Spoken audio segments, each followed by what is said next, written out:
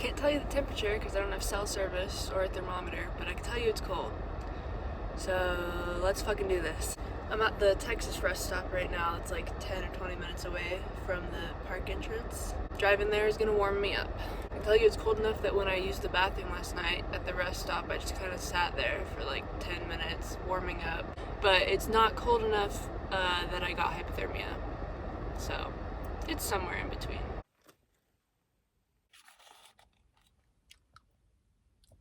It's 9 o'clock already, but I think realistically this hike will only take me like 4 or 5 hours at most, so I should be fine. They say to start it as early as possible, but if I start now, it'll be so cold.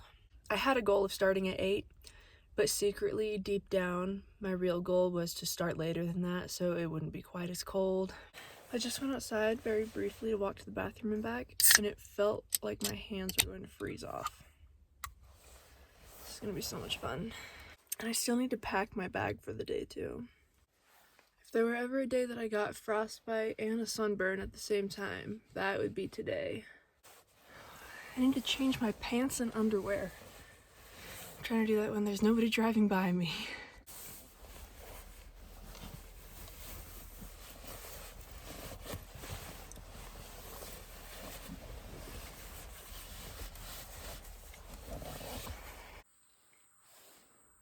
About 10 minutes into the trail, I ended up taking my jacket off, and I was awfully glad I just wore the one jacket and not two like I almost did. I did regret wearing my warmest sweatpants, and between those and my period underwear, I had kind of a sweaty mess going on. And that's enough of that now. I know there's an abundance of hiking advice out there, but if there's any one piece of advice I could give you, it would be sun gloves. Do not underestimate the sun. If you leave any bit of skin exposed for even a minute, it'll get burnt. I don't know how people are out here wearing shorts and sandals and shit. My sun gloves are the best $15 I ever spent.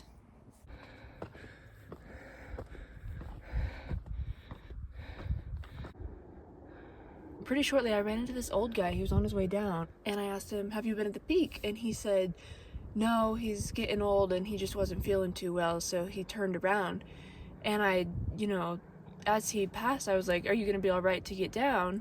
And he said, "Yeah, I'll get down," but he sounded all sad about it. And then I didn't say anything else, and I regretted it, because nobody accepts help on the first offer. I should have specifically asked if he had enough water. But at the same time, I wouldn't want to embarrass him. I know how it feels. Like, people often doubt my capability because of my age, because apparently I look like a teenager to some people. So I wouldn't want to make him feel worse than he already did.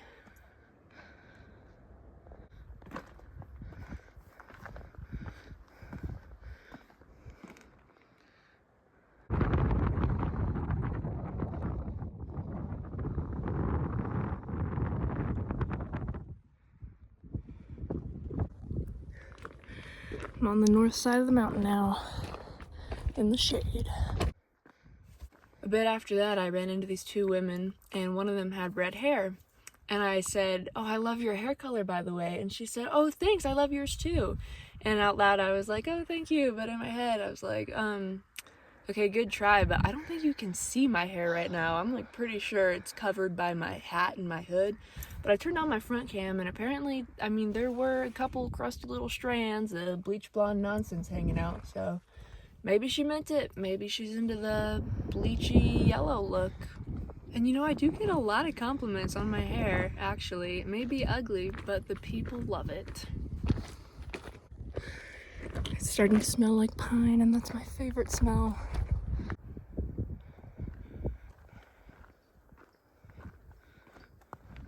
It took me 2.5 hours to get from the bottom to the top. I didn't really take any breaks until I actually got to the summit, and I'm happy to say that of everybody I encountered going the same direction as me, I passed all of them. Nobody passed me. Not that it's a competition, but to me it was.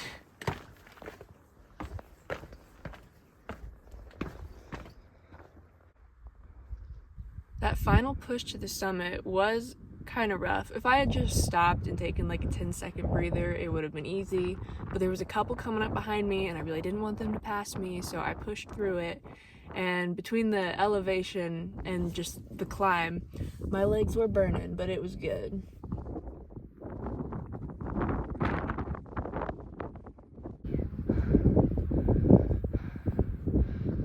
At the top it was freezing cold and windy, but I found a little sheltered area to sit down and have a snack. I had one of these, like, it's supposed to be like a healthy Slim Jim, but it is not as good as a Slim Jim. I think the carcinogens are what give a Slim Jim its flavor.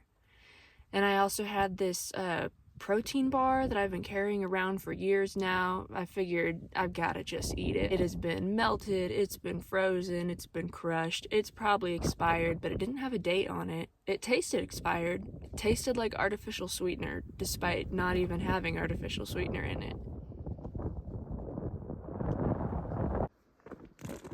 The way down was easier. It also took me 2.5 hours because I didn't push as much to go fast since I knew I had plenty of time. Of course, it was a little bit rough on the knees, and that's when the trekking poles come in handy.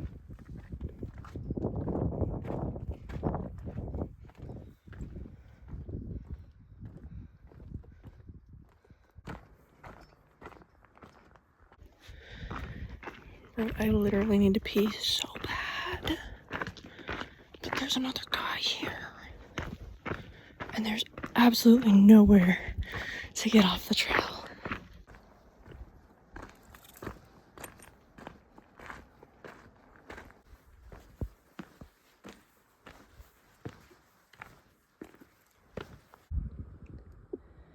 Elevation change.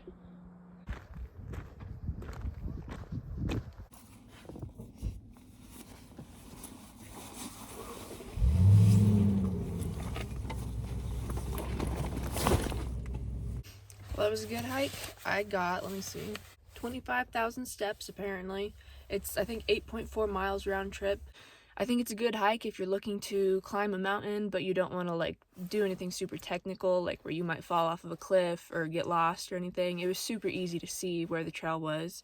So I would recommend it. If you're in decent shape, you can do it. It's not hard.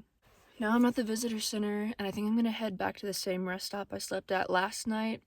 Texas law says you can stay at a rest stop for 24 hours, so I don't know what that means. If I stayed there for 12 hours last night, and then I was gone for a while, does that mean I can go back? Maybe? Will anybody notice? Probably not. It's the benefit of driving a white SUV with no stickers or anything notable on it. And tonight's low is in the 20s, but that is 10 degrees warmer than last night, so I can't complain. Well, I made it here, and I guess, oh, let me turn my lights off. They freaking never turn off when I park. I guess it's pretty clear that yesterday was a weeknight, and today is a Friday night, because there's two, like, truck camper type things here. Somebody took my spot, but that's probably better, you know, to be surrounded by more people. I do like that. And there's no service, so I'm on airplane mode for the night, which means I've got to entertain myself by scrolling through my own pictures of my own cats, or maybe reading a book like a caveman. I think it's about 30 degrees out right now, and it's weird how comfortable I feel. Like, it actually feels so nice in here. I mean, I'm wearing like my jacket and my wool socks and everything, but my hands are usable and not frozen. Like, I feel fine. It's weird what you get used to, because for the past few days I've been so cold every night, but it's like weird now to actually feel comfortable. Sorry about the lighting, but I am shining a flashlight at my own face.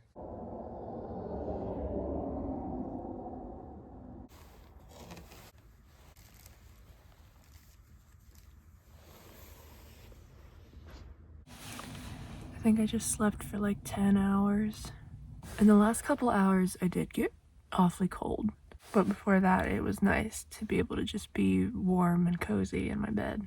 The guy in the truck camper behind me just came up, and he didn't knock on my window or anything, but he kind of came up to my door and he was like, oh, I have a little extra coffee if you want any hot coffee. But this time I got totally good vibes from him.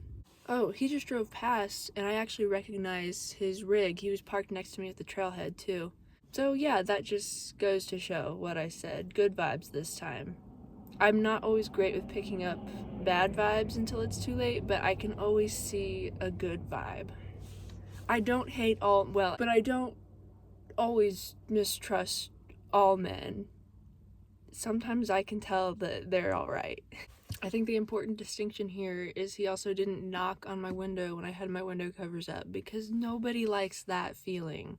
And anybody who lives in a vehicle knows that, so why would you do that to somebody else?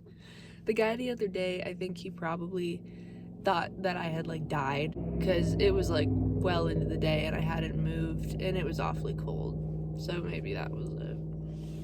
I still didn't like it. Either way, good or bad vibes. I fucking hate coffee. I'm not drinking black coffee unless I'm dying and I want to have diarrhea immediately. So I said no thanks, but I was probably nicer about it this time. Okay, well, I've just been in the rest stop, read their little exhibits, which rest stops are a great place for like free museum exhibits if you don't want to pay to go to a real museum. Very underrated. What I need to do today is get gas, because I had plenty. When I left Carlsbad Caverns and started heading this way, I had half a tank, and now I'm down to a quarter, and that doesn't really add up to me. I feel like I'm losing gas faster than I should, so I really want to get gas before I do very much else. In Oklahoma, gas was $2.60. Here at White City, it's $3.40. But White City is like the only gas station for miles, so I guess that's the price I pay for being in the middle of nowhere. And White City, of course, isn't even a real city. It's like a little fake town. It's basically just a giant gift shop. There's a restaurant that looks closed, and then there's like some cabins where like the windows are smashed. So I think it's mostly just an RV park, a gift shop, and a gas station, and that's the whole city.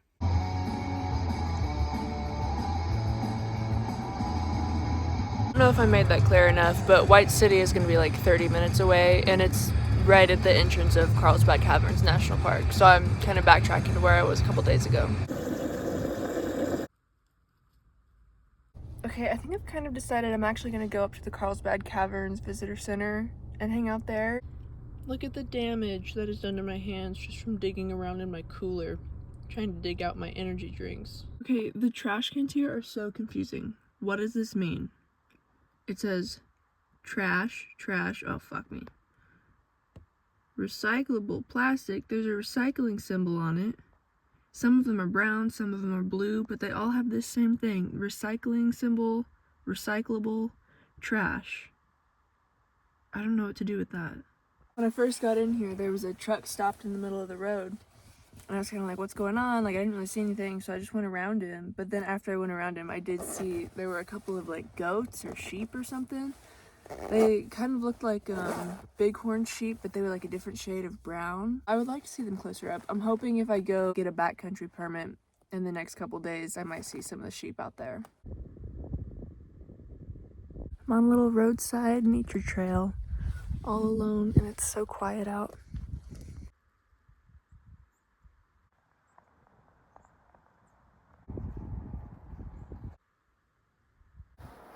I'm in the cave. You know I'm out here crocking it up.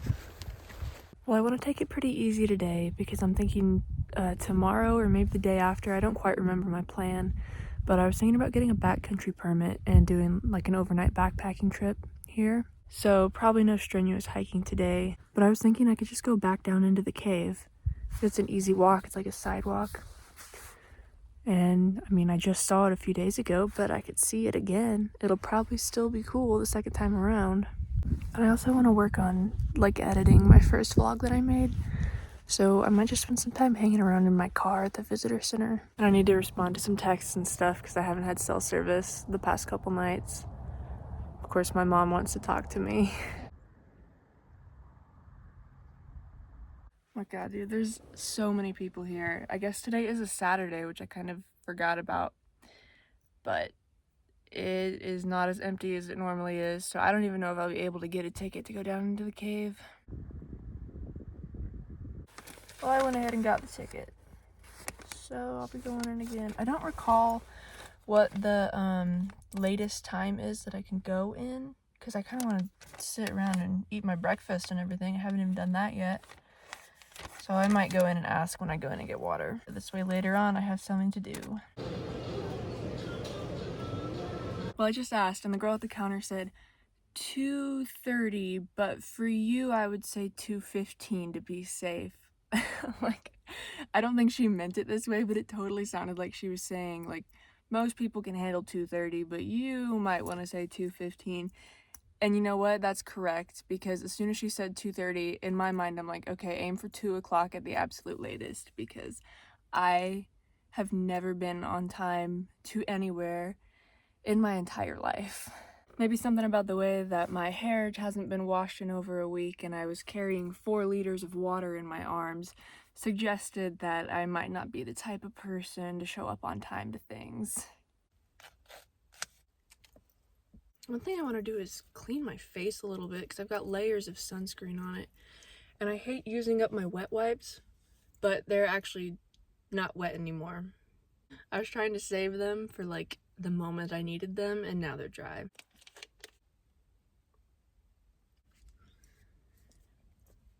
This doesn't really feel any better.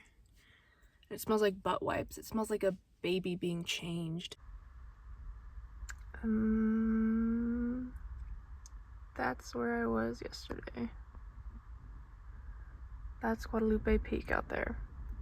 Oh, well, you know, it's one of them.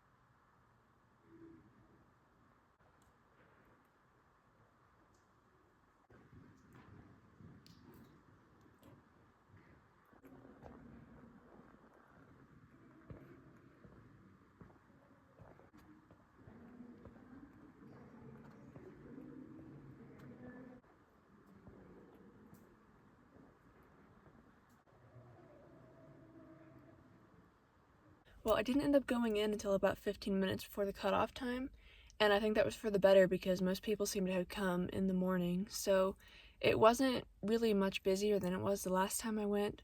I felt like I had less moments of total silence in the cave this time, but there weren't too many people at all. They have these signs down there that are like, what would you name the cave features if you were the first person to see them or whatever? And I saw that and I kept thinking, I would name it giant labia hanging from the ceiling. So maybe we should start a petition, get them renamed. This time, since I was trying to take it easy on my feet and legs, I went ahead and took the elevator up. Also, that's an experience I hadn't had yet, and I wanted to see the whole system and see the elevator room. It's pretty neat if you are easily entertained. If you want to see more, I did film a different video a few days ago where I went into the cave the first time. I haven't edited that yet, so I can't tell you if it's worth watching or not, but it will probably exist by the time that I post this.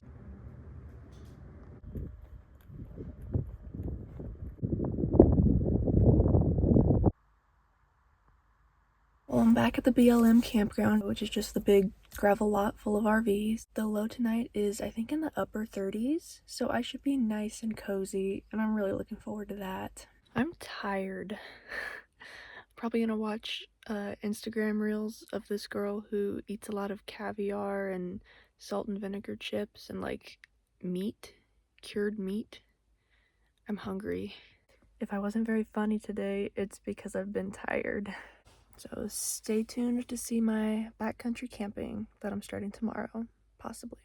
I would kill for a cucumber vodka with Sprite right now and like lobster. I've never had lobster, but I feel like I would like it.